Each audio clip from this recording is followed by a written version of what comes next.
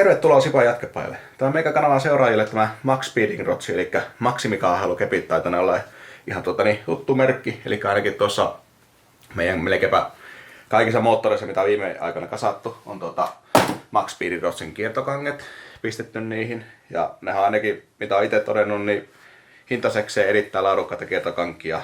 Siksi me ollaan niitä käytetty, kun järkevää hintaa saa ihan tarpeeksi laadukasta kammaa tämmöiseen perusharrastajakäyttöön. Mutta Max Speeding Rotsilta on saatu vielä muutakin kamaa, eli niin tuossa takana näkyy huomattavasti isompi laatikko. Ja siellä huhu kertoo, että siltä pitäisi coiloverit löytyä, niin vilkastapa mitä sitä löytyy. Mä en tiedä, tarvinkohan mä jopa isomman linssin kuin Mutta joo, tosiaan coiloverit. En tiedä yhtään mitä odottaa. Coiloveritahan mulla on melkein joka autossa käytännössä pistetty alle. Mulla on niistä aika paljon kokemusta. Olen pyöritellyt KV:tä ja BC:tä ja D2 ja K-Sporttia ja mitä näitä semmosia NS-normaalimerkkejä on markkinoilla, kalliita ja halpoja. Niin on pyöritellyt niitä käsissä ja sitten myös kaikkia halpoja niin Jomeja ja V-Maxia ja muuta. Eli mulla on aika hyvä käsitys, että missä mennään niin näiden coiloverien kanssa. Kaikkihan ihan mitä itse on kokeillut, niin on ihan ok, mitään järkyttävää paskaa on, mutta siis onhan niissä eroja, että mitkä on parempia ja mitkä huonompia. Niin tehdään nyt, mulla ei tällä hetkellä mä en saa näitä mihinkään kiinni, se mihin on tarkoitus pistää, niin ollaan vielä kaukana siitä vaiheesta, että voidaan pistää paikalleen.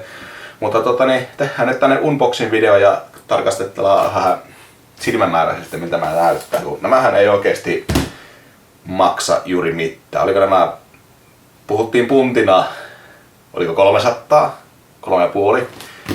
Eli oliko 400 € alusta. Eli silloin kun minä olen aloittanut tämän harrastuksen, niin ihan perus halapis coilover-settikin, niin puhuttiin kolme kertaa melkein kalliimmasta hinnasta, mitä nämä. Ja sitten taas ollut se laatu, eli KV:tä, niin puhuttiin huomattavasti kalliimmista koileista. Eli nämä on minun mittapuolella on ihan puoli-ilmaiset nämä koilit. Niin mitään aivan hirviä korkeita odotuksia mulla ei näistä oo. Mä en muista onko edes nähnyt kuvia oikeastaan Max Speeding Rotsin tarjoamista koileista. Mutta katsotaan mitä löytyy. Mulla onkin ihan mielenkiinnosta että minkä näköistä täältä laatikosta löytyypi.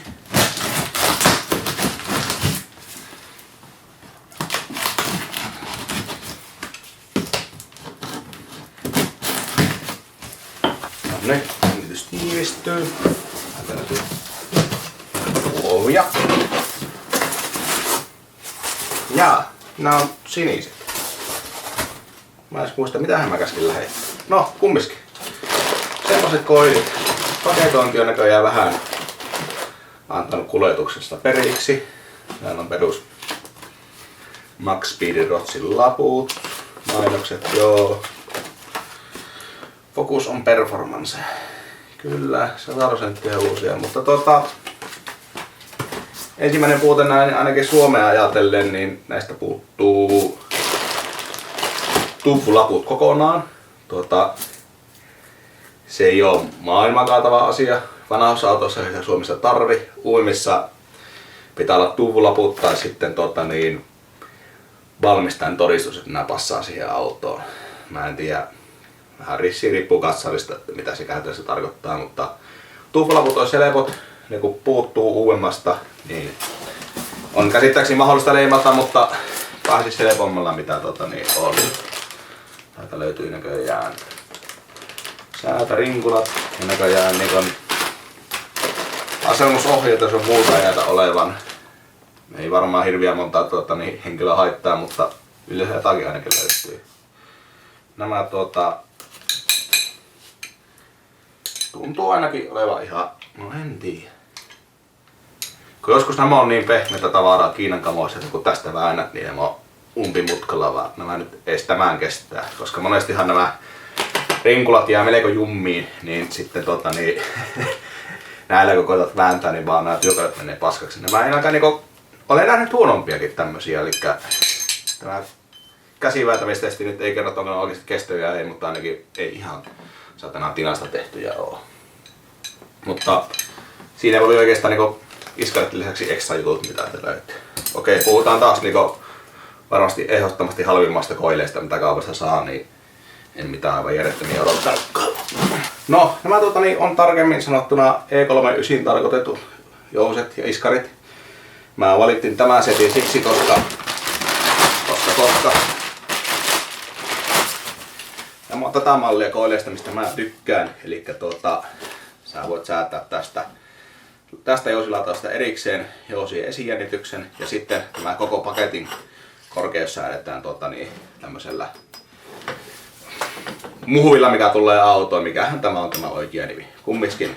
Eli sä voit vaikuttaa jousien jäykkyyteen ja esijännitykseen ja periaatteessa oikein rupeat hipistelemään, niin voit kulmapainot säätää kohdalleen tällä jousilautasella ja sitten tällä säädetään korkeus ilman, että sulla kärsii sitten hissäjoustomatkat sun muuta tässä näin.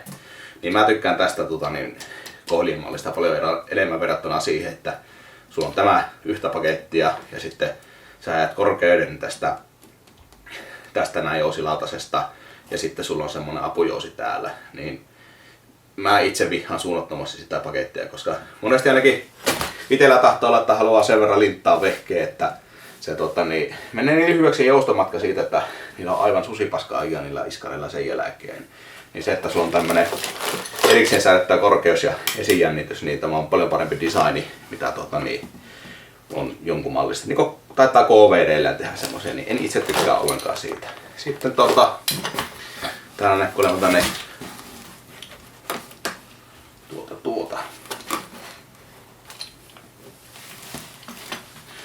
Sitten laitetaan tänne Uniball yläpää, mikä on perusjäykkä.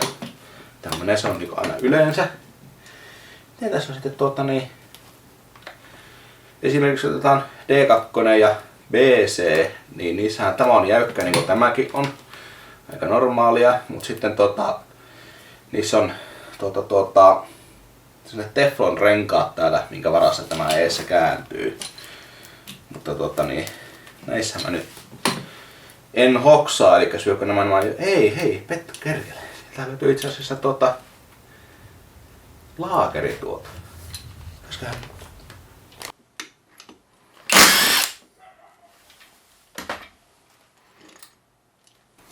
Joo, ratkaisu mitä en ole nähnytkään, eli täällä on näköjään laakeri täällä lautasen alla.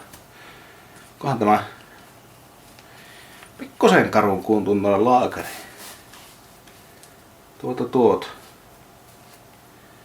Onkohan tämä laitapa tuo suoja auki tästä. Joo, eli se on ihan normilaakeri, helvetin jäykkä semmonen. Mutta joo, varmaan ideana ihan jees, mutta tämä malliset laakerit ei ole tarkoitettu, että tämä kuorma kohdistuu tänne päin, eli se pitäisi olla näin päin, vierivänä se kuorma. Ja tää sinänsä, jos tähän pistäisi semmosen, varmaan pistänkin, eli laitan paikalleen, niin semmonen, mikähän se oli? Englanniksi nimi on Angular Contact Bearing, eli se ottaa enemmän tässä suunnassa sen kuorman. Niin varmaan kestää paljon pitempään, mitä jotenkin vaan tosi jäykkä tämä laakeri. Aivan jumi. Ja Vaseliin näköjään kiinnostaa tämmönen luonnonvara, mitä ei raskit pistää oikein laakereihin. Mutta no joo, siis varmasti väittäisin, että ehkä ratkaisuna parempi kuin ne teflonrenkaat täällä, mutta se, että tämä laakerin malli pitäisi olla se erilainen laakeri tähän näin.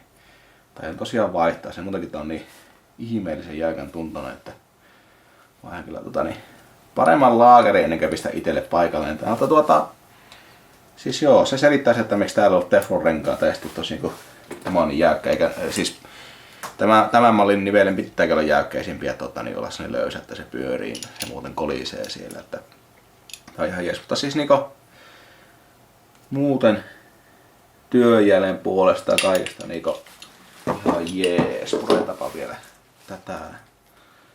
Tässäkin olisi varmaan ihan jees olla. Kalliimmissa on tosiaan kumit täällä ylä- ja alapäässä, että tästä joosesta ei heti lähde nuo maalit kesimään pois, mutta ei mitenkään pakollista. Suojakumi, mikä on erittäin lyhyt Ja sitten stoppari täällä. Oh, saatana. Nousepa sieltä.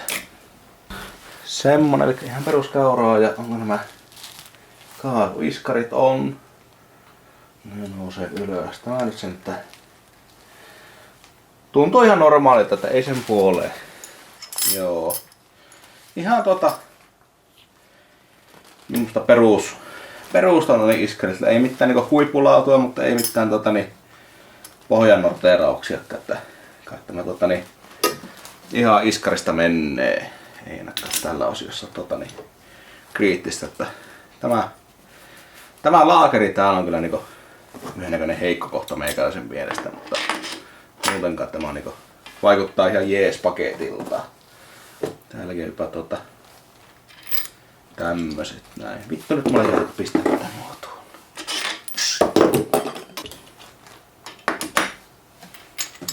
Mielenkiintoinen mutta tämä pulttivalinta tuohon päälle, kun on tämmönen mikä tämä on? Tämmönen lukkomurtteri, mikä jyrsii itsensä paikalleen, mutta tämä lukkoosuus ei ota kiinni ollenkaan.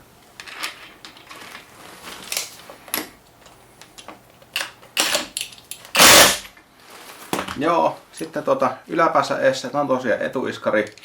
Täällä on perus kampersäätö, ihan peruskauraa nykyään. Tää on niinku aika tämmönen perusdesign, mitä nykyään on. Ja se tosiaan, että mulla tosiaan nämä on E39 tarkoitettu, en muista sanoinko sitä.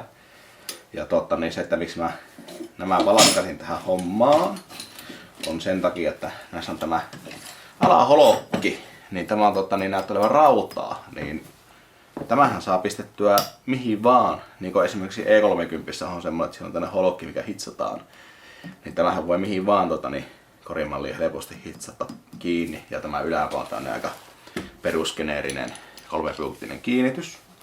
Niin tämän saa helposti mihin vaan automalliin paikalleen. Joo, siinä on takapääiskari.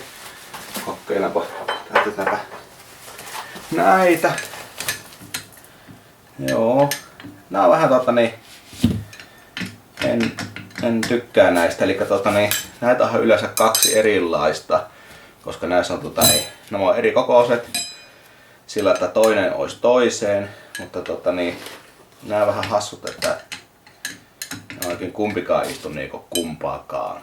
Voisin olettanut, että toinen istuu tähän pienempään ja toinen tähän isompaan, mutta nää vähän erikoisesti näköjään ei istu kumpikaan kumpaakaan. Mutta nämäkin on ihan peruskauraa. Että väitän, että olen nähnyt huonompikin tällä laadun puolesta iskareita. Ja tosiaan takapääkin E39 sedanin takapää. Tää on aika geneerinen. Täällä on kumi puustalla oleva yläpää 3 pulttia. Tämänkin saa helposti melkein auto kuin autoon. Täällä näköjään on mitä mä puhuin, että voisin ehkä halunnut nähdä semmosen kumivaimennuksen tuolla joussassa, niin täällä näköjään on kumivaimennus pistetty yläpäähän. Ja täälläkin tämä alapää tällainen liikkuu, sä voit korkeutta säätää välittymättä tästä jousen esijännityksestä. Ja täällä on tämmönen perus läpipultti täällä alapäässä. Niin tämä saa melkein taas auto kuin auto helposti kiinni, niin siksi mä valittiin vaikka siihen tämä kohdeauto ei, josta ennen kuin sitä ei ollut saatavilla Max Speedingiltä iskareita, jousia. Niin mä otin nämä E39 tämmöiset, koska nämä saa helposti siihen paikalle, ei ole mitään ongelmia. Mutta joo, ei nämä siis ihan melkein väittäisin, että olen yllättynyt näiden laadusta. Voidaan on kaikki esille, katsotaan, että siellä ei ole mitään ihme yllätyksiä.